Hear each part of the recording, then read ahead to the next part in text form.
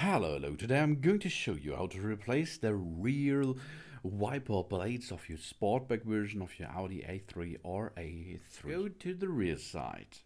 At the trunk, if you have a Sportback version, you can see there is one wiper blade. This we're going to replace a little bit different than the front side blades, because this is only a lock system here. So lift it up for a better handling. And then take your, if you have two hands, take two hands to remove it by pushing it to the side. There we are.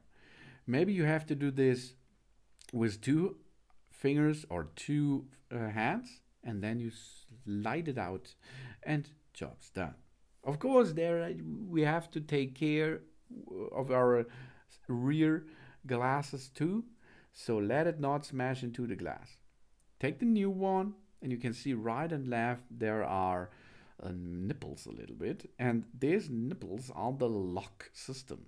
So you back pushing this blade into position and job's done.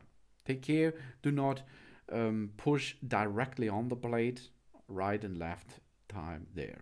Thanks for watching. Please subscribe me and give me positive feedback, and I hope to see you again on my channel soon.